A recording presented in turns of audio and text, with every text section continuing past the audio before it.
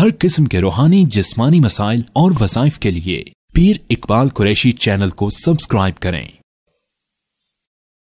शान खलीफा बिलाफस जानशीन रसूल सल्लल्लाहु अलैहि वसल्लम हज़रत सैयदना अबू बकर सिद्दीक रज़ी अल्लाह ताला अन्हु आज जुमा में तीसरा हमारा उसका हिस्सा है कि अबू बकर सिद्दीक को अबू बकर क्यों कहते हैं और सिद्दीक क्यों कहते हैं। ये दो ऐसे सवाल हैं जो अक्सर अहले सुन्नत वल जमात के जहन में गर्दिश करते हैं कि अहले सुन्नत वल जमात ये अकीदा रखता है हर मुसलमान कि जानशीन पैगंबर अबू बकर सिद्दीक हैं, खलीफा बिलाफस अबू बकर सिद्दीक है। अबू बकर सिद्दीक रजी अल्लाह ताला अन्हु की शान कुरान पाक के अंदर मुतफर्रिक आयात में मौजूद है। ये वाहिद सहाबी हैं जिनकी सहाबियत को भी कुरान ने बयान किया।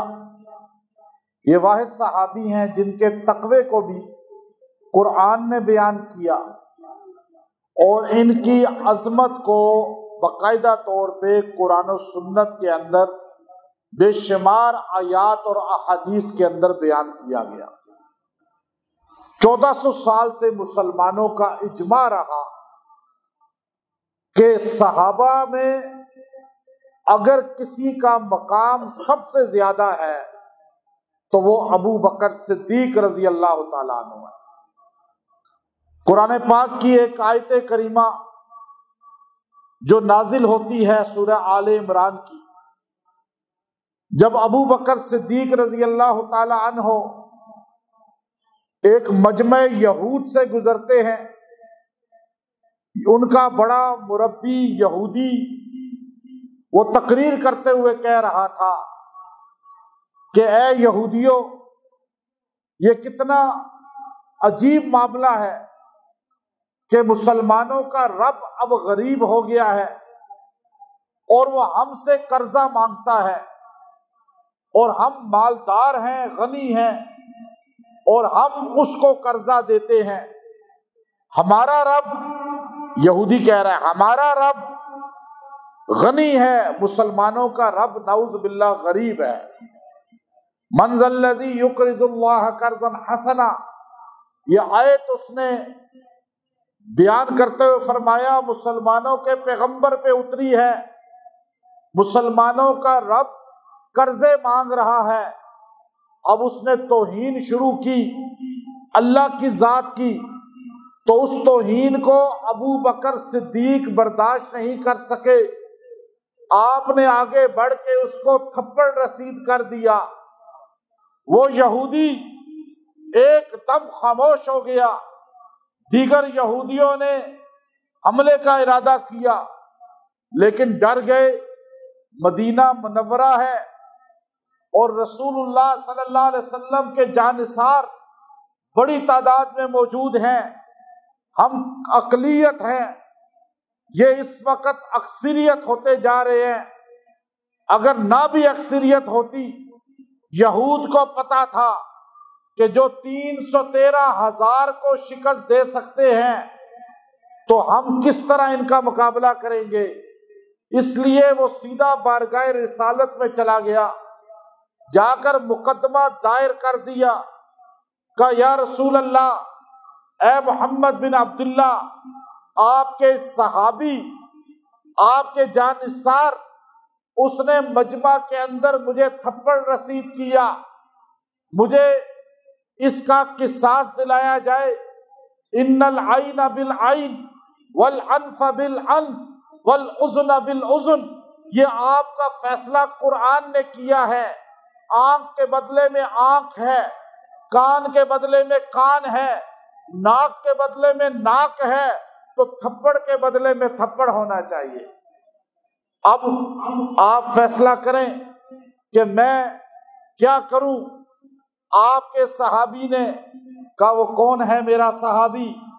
کا حضور علیہ الصلوۃ والسلام نے پوچھا تو اس نے کہا ابو بکر صدیق نے۔ حضور علیہ الصلوۃ والسلام نے فرمایا کہ اے یہودی، ابو بکر ایسا کر نہیں سکتا، رقیق القلب ہیں، نرم دل ہیں، آپ سوچ لو عمر ہوگا۔ کہا نہیں، یہ سارے یہودی گواہ ہیں کہ ابو بکر تھے۔ حضور علیہ السلام نے بلوایا، آپ نے فرمایا ابو بکر کیا آپ نے اس کو تھپڑ رسید کیا؟ آپ نے فرمایا یا رسول اللہ میں نے مارا ہے تھپڑ، میں نے اس لیے مارا ہے کہ میری ایمانی غیرت گوارا نہیں کرتی تھی کہ میری موجودگی میں کوئی رب کائنات کی توہین کرے، رب کائنات کو برا کہے۔ اس نے رب کی توہین کی ہے۔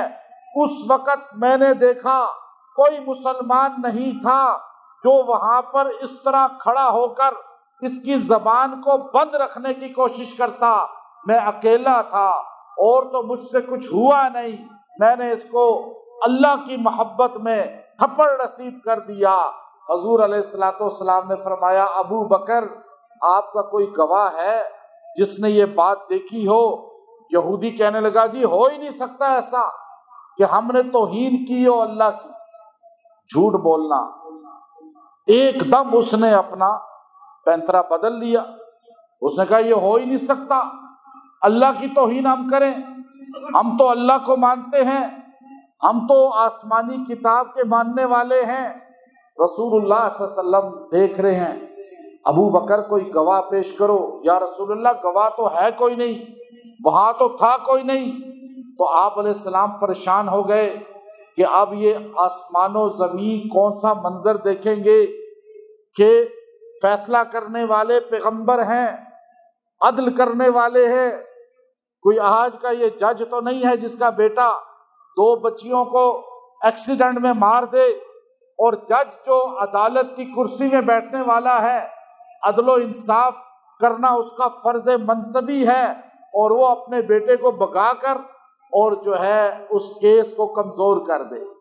یہاں تو رحمت للعالمین ہے، یہاں تو آپ صلی اللہ علیہ وسلم کی ہستی ہے، آپ تو عدل کرنے والے ہیں، آپ نے تو عدل کی مثالیں قائم کی ہیں۔ یہاں تک کہ فرمایا کہ اے مخزومیہ قبیلے والو، اگر فاطمہ بنت محمد بھی چوری کرے گی تو اس کا ہاتھ کاٹا جائے گا، یہ تو فاطمہ مخزومی ہے۔ تو اس لیے عدلیہ ایسی نہیں ہوتی جو ہماری ہے، ایسی عدلیہ ہوگی تو ملک میں کبھی امن نہیں آئے گا۔ وہ مدینے کے والی ہیں، وہ مدینہ منورہ کے سرکار دو عالم ہیں۔ آپ نے فرمایا کہ ابو بکر اب تو عدل کا فیصلہ ہمیں وہ بولنا پڑے گا۔ اب صحابہ پریشان، دیت دے دیں، کوئی اور چیز ہو جائے، لیکن یہودی بضد ہیں کہ ان العین بالعین، کہ یہاں آنکھ کے بدلے میں آنکھ کا قرآنی فیصلہ ہے، یہاں ہاتھ کے بدلے میں ہاتھ ہوگا۔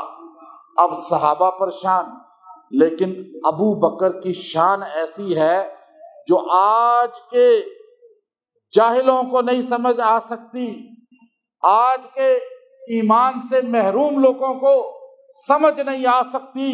جو ابو بکر صدیق مدینہ منورہ میں سرکار دو عالم کے سامنے کھڑے تھے اور یہودی آپ پر مقدمہ کر رہے تھے، جھوٹ پہ جھوٹ بول رہے تھے، رب العالمین خود عرش سے گواہ بن کے یہ فیصلہ کرتا ہے، قرآن پاک کا نزول کرتا ہے۔ اللہ نے ارشاد کیا فرمایا؟ لقد، اس بات میں شک نہیں، سمیع اللہ، اللہ خود سن رہا تھا۔ گواہ کون ہو گیا؟ اب گواہ جب آ جائے تو کیس ایک دم مضبوط ہو جاتا ہے۔ اور یہاں گواہ کوئی بشر نہیں تھا، یہاں گواہ کوئی مخلوق نہیں تھا۔ شان ابو بکر یہ ہے کہ ابو بکر صدیق کا گواہ اللہ بن گیا۔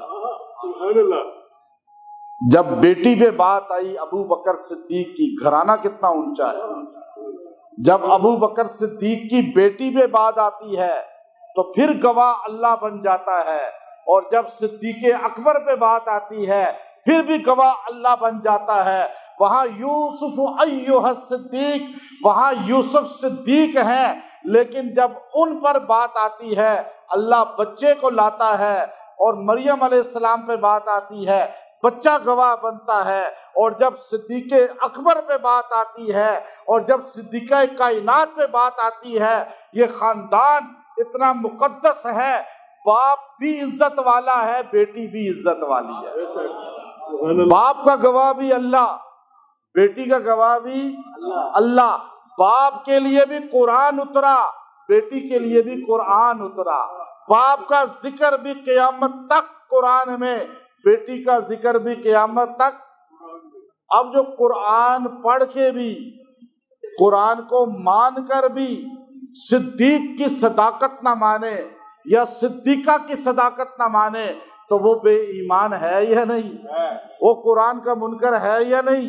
اب یہاں پتہ چلا کہ ابو بکر وہ ہے جس کے لیے اللہ عرش سے غضب میں آ گیا۔ اللہ نے فرمایا لقد سمع اللہ سن رہا تھا قول الذین قالوا، ان لوگوں کی باتوں کو جو کہہ رہے تھے ان اللہ فقیر، اللہ تو غریب ہو گیا ہے، ونحن اغنیاء، ہم مالدار ہیں۔ اللہ نے ساری بات کر دی۔ دفاع صدیق اللہ کی ادا ہے، اللہ کی سنت ہے، اسی لیے قیامت کی صبح تک پتہ چل گیا کہ ابو بکر جھوٹ کبھی نہیں بولتے، کیونکہ شان ایسی ہے، مقام ایسا ہے کہ آپ کو منتخب اللہ نے کیا، اللہ نے آپ کو منتخب کیا سرکار دو عالم کے لیے، اور پھر آپ کی قبر بنی، آپ کو منتخب ہر چیز کے لیے، یہاں تک کہ آپ ابو بکر ہیں، ابو بکر آپ کا نام رکھا گیا، ساری دنیا کہتی ہے ابو بکر، لیکن آج مسلمانوں کو پتہ ہی نہیں کہ ابو بکر کا نام کیا تھا۔ اب لوگوں کو پتہ ہی نہیں، نہ ابو بکر آپ کا نام ہے، نہ آپ کے بیٹے پہ یہ کنیت ہے، نہ آپ کی بیٹی پہ کنیت ہے۔ آپ کو ابو عائشہ تو کہا جائے بات بنتی ہے، ابو عبد الرحمن کہا جائے بات بنتی ہے۔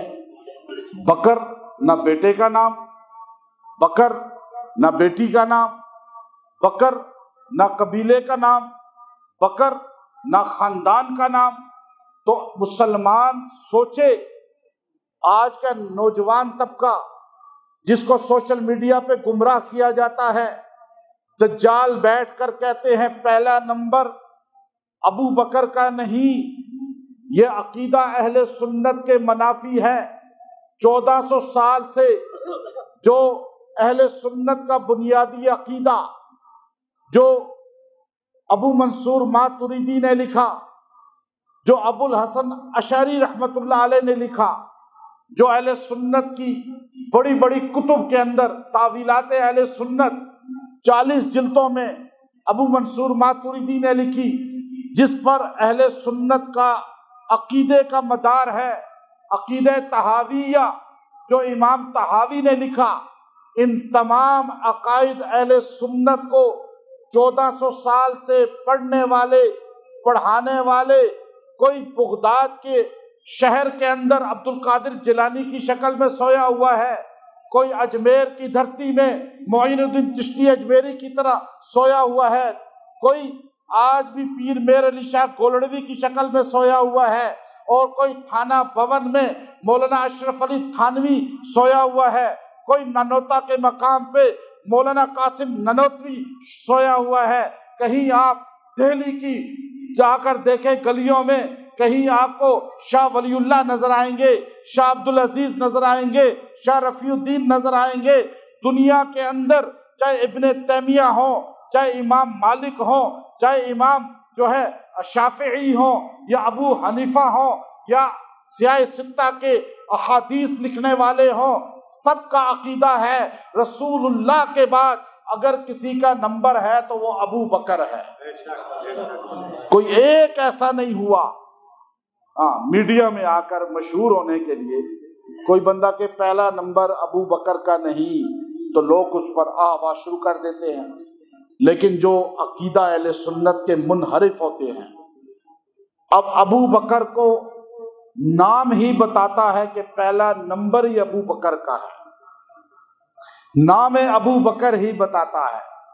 سنیت کو، اہل سنت کو تقویت ملتی ہے کہ ہم چٹان پہ کھڑے ہیں، ہمارے پاؤں کے نیچے ریت نہیں ہے۔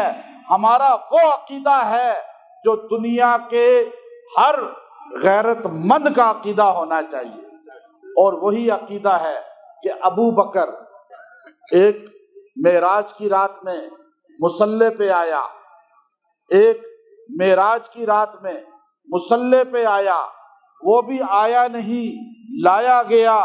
ایک رسول اللہ صلی اللہ علیہ وسلم کی حیات طیبہ میں مصلی پہ آیا، وہ بھی آیا نہیں لایا گیا۔ وہ جو لایا گیا معراج کی رات وہ بھی اعلیٰ ہے، جو رسول اللہ کے مدینے میں حیات طیبہ میں مصلی پہ لایا گیا وہ بھی اعلیٰ ہے۔ وہ جو معراج کی رات مصلی پہ آیا اپنی مرضی سے نہیں آیا یا اپنی مرضی سے نہیں لایا، بلکہ اللہ کے امر سے اسے مصلی دیا گیا، اور جو رسول اللہ کی زندگی میں آپ کی حیات میں مدینے کے مصلی پہ آیا وہ بھی اپنی مرضی سے نہیں لایا گیا بلکہ اللہ کے حکم سے لایا گیا۔ وہ جو مصلی پہ نبیوں کا امام بنا اس کو امام الانبیاء کہا جاتا ہے، جو مدینے میں صحابہ کا امام بنا وہ امام الصحابہ کہلاتا ہے۔ جو نبیوں کا امام ہے اس کا بھی ہمسر کوئی نہیں، اس کا بھی ثانی نبیوں میں کوئی نہیں، اور جو صحابہ کا امام ہے اس کا بھی ثانی کوئی نہیں، اس کے برابر بھی کوئی نہیں، اس لیے کہ نبیوں کا امام جو بنا سارے نبی مقتدی بن گئے اور وہ امام الانبیاء کہلایا۔ وہ جو صحابہ کا امام بنا وہ امام ایسا بنا کہ سارے صحابہ مقتدی بن گئے اور وہ صحابہ کا امام بن گیا۔ جو نبیوں کا امام تھا اس کی شان بھی اعلیٰ ہے، اور جو صحابہ کا امام تھا اس کی شان بھی اعلیٰ ہے۔ آپ نبیوں کے امام کو مانتے ہیں، صحابہ کے امام کو بھی مانیں گے تو مومن کامل بنیں گے۔ اگر نبیوں کے امام کو مان لیں گے صحابہ کے امام کو نہیں مانیں گے آپ کا ایمان کامل ہوگا ہی نہیں، چونکہ نبیوں کا امام معراج کی رات میں بنا، صحابہ کا امام حضور کی زندگی میں بنا۔ وہ ایک نماز پڑھائی، قیامت تک امام الانبیاء مانتے ہیں نہیں مانتے؟ صرف ایک نماز نفل نماز ہے، فرض بھی نہیں ہے۔ کن کن کا عقیدہ ہے کہ حضور سارے نبیوں کے امام ہیں؟ ہاتھ اونچا کر، ہے نا عقیدہ؟ نفل نماز پڑھائی نا، نفل نماز، اور صرف 2 رکعت پڑھائی، 2 رکعت پڑھائی۔ ہر مسلمان کہتا ہے میرا عقیدہ ہے کہ حضور نبیوں کے، کہا کس نے؟ آپ مصلی پہ کھڑے ہوں، آپ حضور دیکھ رہے، حضرت جبرائیل نے ہاتھ پکڑ لیا کہ یا رسول اللہ جس مجمع میں آپ ہوں کوئی نبی مصلی پہ کھڑا نہیں ہو سکتا، حضور ہوں تو کوئی نبی مصلی پہ کھڑا نہیں ہو سکتا۔ آپ نے مانا نا، آپ کا عقیدہ ہے نا، آپ اسی لیے تو حضور کو امام الانبیاء کہتے ہیں۔ 2 رکعت پڑھائی ہے، جبرائیل نے کہا ہے، جبرائیل نے کھڑا کیا ہے اللہ کے حکم سے، تو آپ سوچئے جبرائیل افضل ہے یا محمد عربی افضل ہے؟ محمد عربی کا نوکر ہے جبرائیل، دربان ہے جبرائیل، پیغام لانے والا ہے جبرائیل، اور جس کو رسول اللہ نے کہا ہو مرو ابا بکر، بخاری شریف کی حدیث، جس کو رسول اللہ نے کہا ہو مرو ابا بکر، ابو بکر سے کہو عائشہ صحابہ کو نماز پڑھائے۔ کہنے والا کون ہے؟ جبرائیل نہیں ہے، نبیوں کا امام ہے، خطیب اعلیٰ انبیاء کا، امام اعلیٰ انبیاء کا، اور کیا کس کا رہا ہے؟ صحابہ کے سرخیل ابو بکر کا ابو بکر کو مرو ابا بکر، جاؤ جاؤ کہو، آرڈر دو ابو بکر امامت کرائیں۔ سیدہ عائشہ، یا رسول اللہ انا ابی رقیق القلب، میرا ابا بہت نرم دل ہے، وہ آپ کے مصلی پہ کھڑا نہیں ہو سکیں گے۔ حضور بیماری میں تھے، نقاہت میں تھے، پھر آپ کی آواز نکلی، عائشہ ابو بکر سے کہو مصلی پہ کھڑا ہو جائے۔ پھر کہا یا رسول اللہ کمزور ہیں دل کے، اپنے محبوب کے مصلی پہ کیسے کھڑے ہوں گے؟ حضور وجد میں آ گئے، فرمایا عائشہ عرش والا اور فرش والے ابو بکر کے علاوہ کسی کو مصلی پہ پسند ہی نہیں کرتے۔ عرش والا فرش والے خود رسول اللہ بھی، جس کو رسول اللہ نے مصلی دیا وہ صحابہ کا امام بنا، 17 نمازیں پڑھائی۔ کتنی نمازیں؟ 17 نمازیں پڑھ، فرض 17 نمازیں، 2 رکعت پہ امام الانبیاء مانتے ہیں تو 17 نمازوں پہ صحابہ کا امام کیوں نہیں مانتے؟ صحابہ کا امام جو ابو بکر کو خلیفہ اول بلا فصل پہلا نمبر والا نہ مانے، وہ اصل میں رسول اللہ کی امر کا ہی گستاخ بن گیا۔ نبی نے مصلی دیا، کوئی لے سکتا ہے؟ کشف الغمہ اٹھائیں، چھوڑیں بخاری شریف کو، اگر آپ کشف الغمہ میں نہیں ہے، الاستبصار میں نہیں ہے، من لا یاخذ الفقیہ میں نہیں ہے، تہذیب الاحکام میں نہیں ہے، جلاء العیون میں نہیں ہے، آپ کو ملے گا، سب میں ملے گا کہ مصلی پہ پہلا نبی کے بعد کھڑے ہونے والا ابو بکر ہے۔ کس نے کھڑا کیا؟ یہاں تو مجھے آپ نے کھڑا کیا، یہاں شیخ فیصل مسجد میں حکومت نے کھڑا کیا، بادشاہی مسجد میں حکومت نے کھڑا کیا، لیکن مدینے کی مسجد میں تو رسول اللہ نے کھڑا کیا، رسول اللہ نے مصلی دیا۔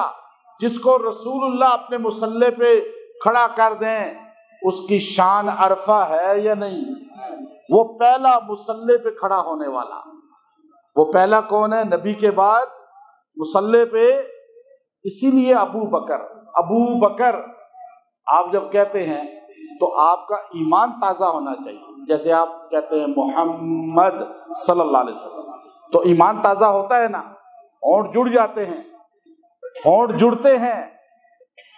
یہ دونوں ناموں میں چاشنی ہے، محمد جب کہتے ہیں تو ہونٹ جڑتے ہیں، جب محمد صلی اللہ علیہ وسلم کی تعلیم اپناتے ہیں تو دل جڑتے ہیں۔ ابو بکر پوچھا گیا کیوں کہتے ہیں ابو بکر؟ کہا جی بکر بیٹے کا نام تھا؟ نہیں۔ بیٹی کا نام تھا؟ نہیں۔ قبیلے کا نام تھا؟ نہیں۔ تو کس لیے بکر کہتے ہیں؟ ابو بکر، بکر کا باپ۔ تو آپ منجد اٹھائیں، آپ گرامر کی کتابیں اٹھائیں، آپ کو قرآن کے اندر بھی یہ آیت ملے گی کہ صبح کے وقت جو روشنی نکلتی ہے پہلے طلوع سحر، اسے بکرۃ و اصیلا کہا جاتا ہے۔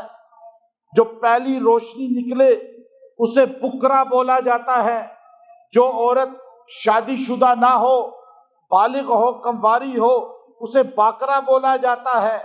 جو پہلے روشنی نکلتی ہے اسے بکرا بولتے ہیں، اور جو پہل کرنے والا ہو اسے بکر بولتے ہیں۔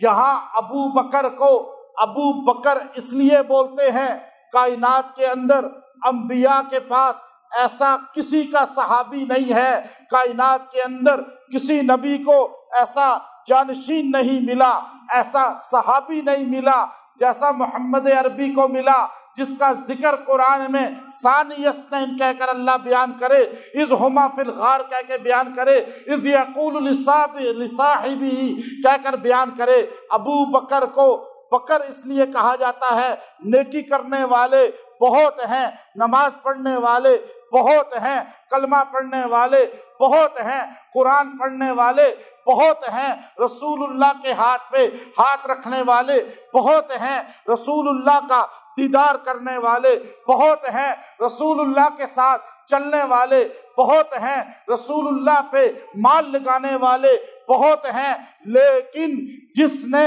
سب سے پہلے رسول اللہ کا کلمہ پڑھا اسے ابو بکر کہتے ہیں، جس نے سب سے پہلے رسول اللہ پہ مال لگایا اسے ابو بکر کہتے ہیں، جس نے سب سے پہلے رسول اللہ کے لیے اپنی اولاد کو قربان کیا اسے ابو بکر کہتے ہیں، جس نے سب سے پہلے اپنا پیسہ رسول اللہ پہ صرف کیا اسے ابو بکر کہتے ہیں، جس نے سب سے پہلے رسول اللہ کے کہنے پر غلام آزاد کیے اسے ابو بکر کہتے ہیں، جس نے سب سے پہلے رسول اللہ کی گواہی دی اسے ابو بکر کہتے ہیں، جو مردوں میں سب سے پہلے اسلام لایا اسے ابو بکر کہتے ہیں، جس نے سب سے پہلے رسول اللہ کے ساتھ ہجرت کی اسے ابو بکر کہتے ہیں، جس نے سب سے پہلے رسول اللہ کے لیے مار کھائی اسے ابو بکر کہتے ہیں، جس نے سب سے پہلے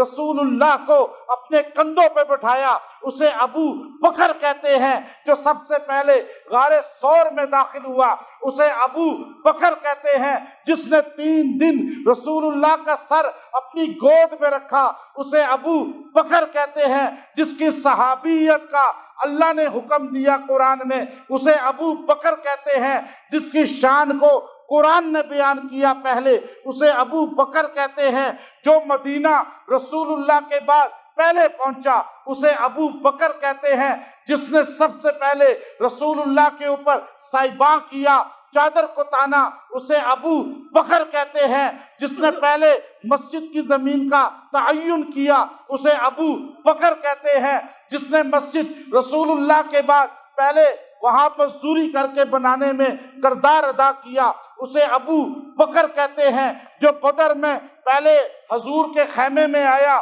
اسے ابو بکر کہتے ہیں، جو اپنا پیسہ حضور پہ لٹاتا تھا اسے ابو بکر کہتے ہیں، جس نے اپنی بیٹی قمواری رسول اللہ کے نکاح میں پہلی دی اسے ابو بکر کہتے ہیں، حضور کے بعد جو سب سے پہلے دنیا سے جا کر حضور کے پڑوس میں سویا اسے ابو بکر کہتے ہیں، حضور کے ساتھ جو پہلے اٹھے گا اسے ابو بکر کہتے ہیں، جو حوض پہ حضور کے ساتھ جائے گا اسے ابو بکر کہتے ہیں، جنت کے 8 دروازے جس کو پکاریں گے وہ پہلا ابو بکر کہتے ہیں۔ ابو مصطفیٰ کا ہم سفر، ابو بکر، مصطفیٰ کا ہم سفر، ابو بکر، ابو بکر صدیق۔ ابو بکر پہلے کو سارے کاموں میں پہل کرنے والا، ایمان میں بھی پہل کرنے والا، خرچ میں بھی پہل کرنے والا، جان دینے میں بھی پہل کرنے والا، جہاد میں بھی پہل کرنے والا، مسجد بنانے میں بھی پہل کرنے والا، یہاں تک کہ ہر چیز میں پہل کرنے والا، وہ پہلا صحابی، پہلا مددگار، پہلا جانثار رسول اللہ کا، جسے کہا جاتا ہے ابو بکر پہلوں کا باپ، پہل کرنے والوں کا۔ اس سے پہلے نہ کوئی کلمہ پڑھ سکا، نہ کوئی یہ ساری قربانیاں دے سکا۔ ابو بکر اسی لیے تو ان کو کہا جاتا ہے، باقی بعد میں آئے سارے۔ اچھا، سب کچھ خرچ کیا اللہ نے، تو اسی لیے فرمایا نا ان اللہ یتجلی للناس عامۃ ولی ابا بکر خاصہ، قیامت کا دن ہوگا، سب کو اللہ کی تجلی دکھائی جائے گی، ساروں کو اللہ تعالیٰ چاند کی طرح دکھائے گا، جیسے چاند کو سارے دیکھتے ہیں ایک وقت میں، لیکن ابو بکر کو میں تنہا دکھاؤں گا، ابو بکر میرے سامنے ہوگا۔ اور حدیث میں آتا ہے اللہ تعالیٰ غضب میں ہوگا، غصے میں ہوگا، سارے انبیاء علیہ السلام ایک ایک کر کے لوگ انبیاء کے پاس جائیں گے، انبیاء کہیں گے نہیں آدم کے پاس جاؤ، آدم کہیں گے نہیں نوح کے پاس جاؤ، یہاں تک کہ سارے عیسیٰ علیہ السلام کے پاس چلے جائیں گے۔ عیسیٰ علیہ السلام جو ہے وہ ارشاد فرمائیں گے کہ آپ ایک ہستی ہے ان کے پاس چلے جاؤ، ان کی بات کو اللہ رد نہیں کرے گا۔ سارے جمع ہو کر انسان محمد عربی صلی اللہ علیہ وسلم کی بارگاہ میں آ جائیں۔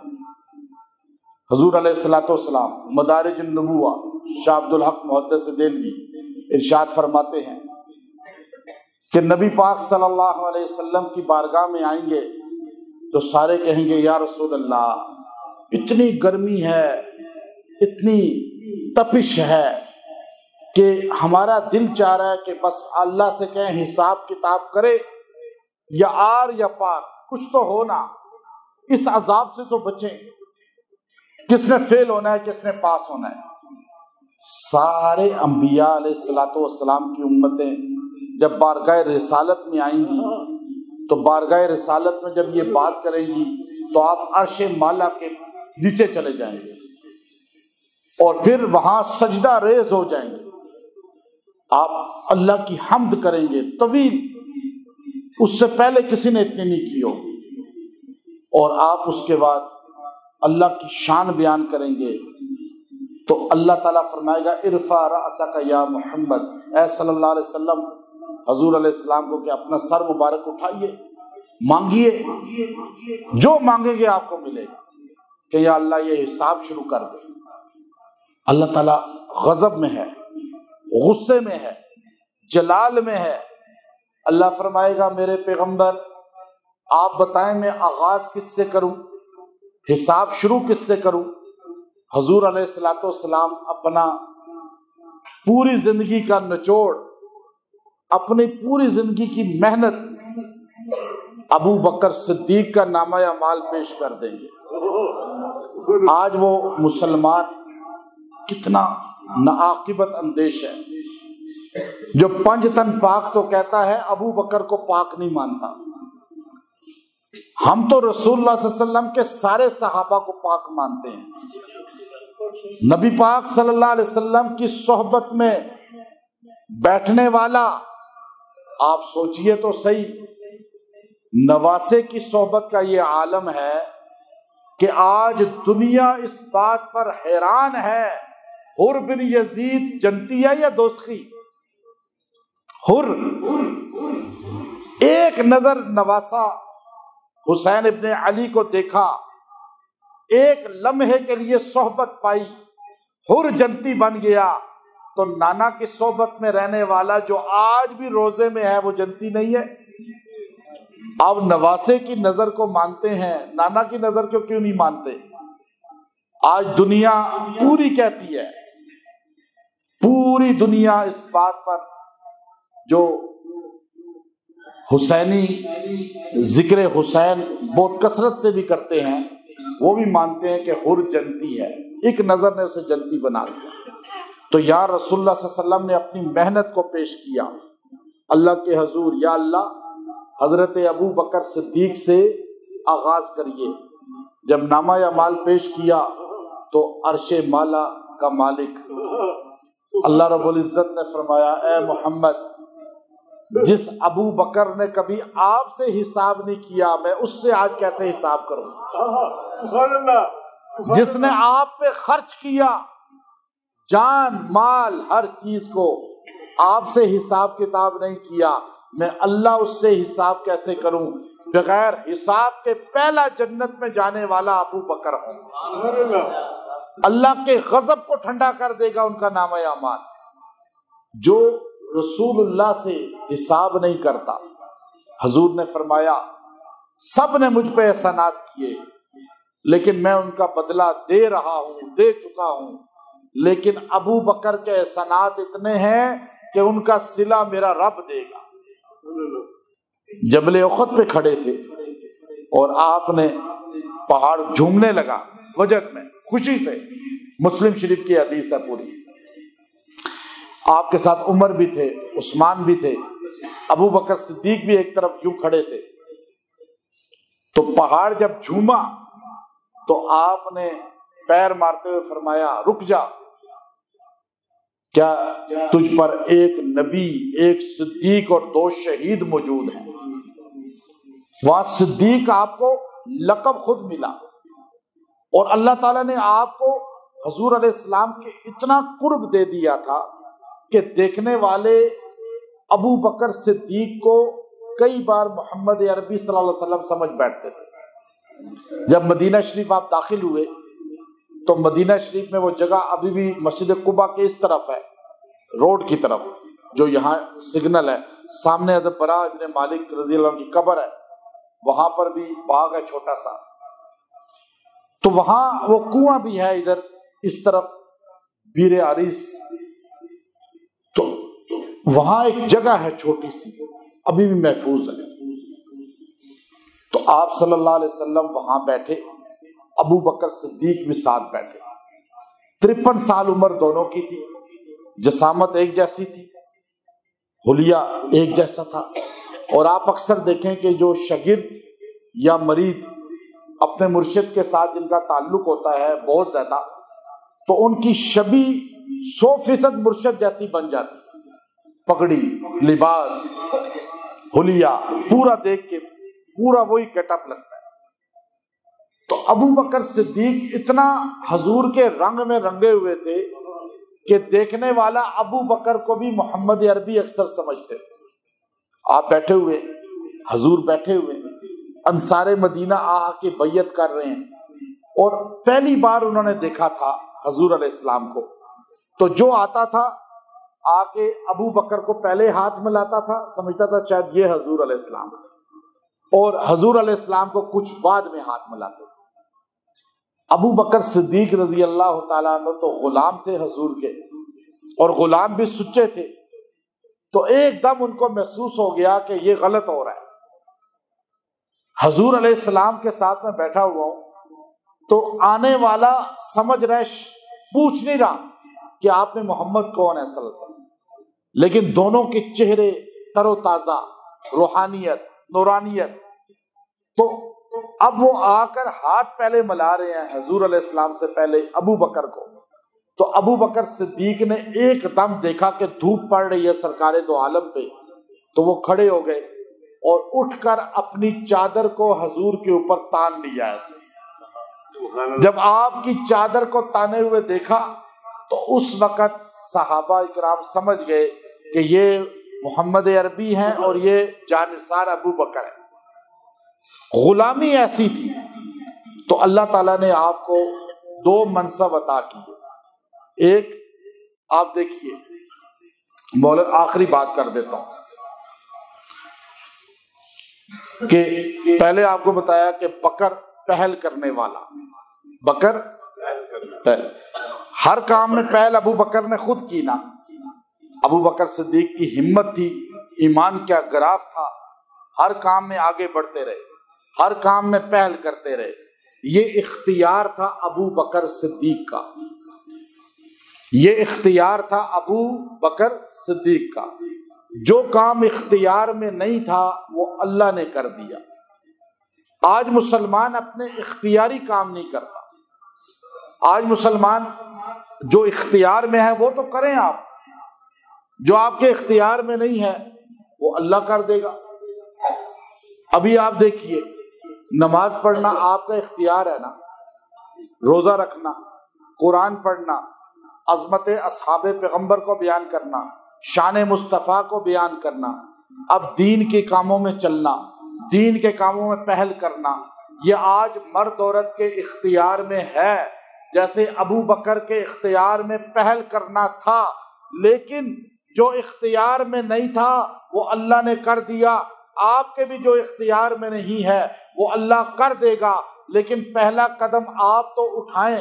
ابو بکر صدیق کے اختیار میں جو اختیاری کام تھے وہ آپ کرتے رہے 63 سال عمر پائی۔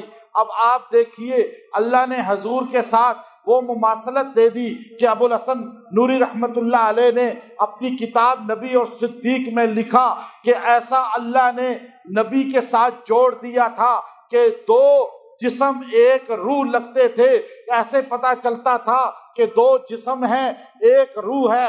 اللہ نے دونوں میں مماثلت ایسی کر دی، ہر لحاظ کے ساتھ ابو بکر کے اختیار میں جو کام تھے وہ آپ کرتے رہے، جو اختیار میں نہیں تھے وہ اللہ نے کیا۔ حضور علیہ الصلوۃ والسلام کی وفات کے وقت جو عمر ہے وہ 63 سال ہے، ابو بکر صدیق کی وفات کے وقت جو عمر ہے وہ بھی 63 سال ہے۔ حضور علیہ الصلوۃ والسلام کا انتقال پیر کے دن ہوا، ابو بکر صدیق کا انتقال پیر کے دن ہوا۔ حضور علیہ الصلوۃ والسلام کا وصال صبح کے وقت ہوا، ابو بکر صدیق کا انتقال صبح کے وقت ہوا۔ حضور علیہ الصلوۃ والسلام کو درد سر سے آغاز ہوا، ابو بکر صدیق کو بھی درد سر سے آغاز ہوا۔ حضور علیہ الصلوۃ والسلام نے آخری عمل جو کیا وہ مسواک چبائی، ابو بکر صدیق نے آخری عمل جو کیا وہ مسواک چبائی۔ حضور علیہ السلام دنیا سے جا رہے تھے، آپ کا سر مبارک صدیقہ کائنات سیدہ عائشہ صدیقہ کی گود میں تھا۔ ابو بکر صدیق دنیا سے جا رہے تھے، آپ کا سر اپنی بیٹی صدیقہ کائنات سیدہ عائشہ صدیقہ کی گود میں تھا، اور مسواک لانے والے عبد الرحمن بن ابو بکر ہیں۔ یہاں ابو بکر کے لیے مسواک لانے والے عبد الرحمن بن ابو بکر ہیں۔ حضور کو مسواک چبا کر سیدہ عائشہ نے دیا، ابو بکر کو مسواک چبا کر سیدہ عائشہ نے دیا۔ حضور کے پیٹ میں آخری چیز لعاب دہن سیدہ عائشہ کا گیا، ابو بکر کے پیٹ میں آخری چیز لعاب دہن سیدہ عائشہ کا گیا۔ حضور علیہ السلام کو 3 دن پہلے بخار ہوا، ابو بکر صدیق کو 3 دن پہلے بخار ہوا۔ حضور کے پاس پیالہ تھا اور آپ پیالے میں ہاتھ ڈال کے اپنے سر پہ گیلا ہاتھ لگاتے تھے۔ ابو بکر کے پاس پیالہ تھا پانی کا، آپ اس میں ہاتھ ڈال کے گیلا ہاتھ اپنے ماتھے پہ لگاتے تھے۔ حضور نے فرمایا اللہم فی الرفیق الاعلی، آخری جملہ ابو بکر نے یہی جملہ کہا۔ حضور علیہ الصلوۃ والسلام جو ہے جب انتقال ہوا، سیدہ عائشہ کی گود میں سر تھا، ابو بکر کا انتقال ہوا، سیدہ عائشہ کی گود میں سر تھا۔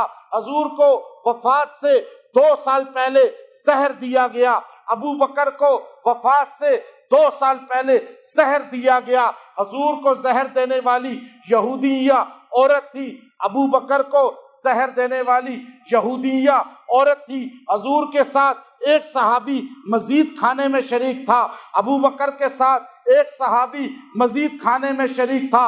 حضور کے ساتھ جو صحابی شریک تھا وہ زہر کے اثر سے شہید ہو گیا، حضور کو اللہ نے بچا لیا۔ ابو بکر کے ساتھ جو صحابی شریک تھا وہ شہید ہو گیا، زہر کے اثر کی وجہ سے ابو بکر کو اللہ نے بچا لیا۔ حضور علیہ الصلوۃ والسلام انتقال کے وقت فرماتے تھے عائشہ میرے اندر اس زہر کا اثر ہے، مجھے آنتڑیاں کٹتی ہوئی محسوس ہو رہی ہیں۔ اس لیے مسلمانوں کا عقیدہ ہے ہمارے نبی کو شہادت کا مقام بھی ملا۔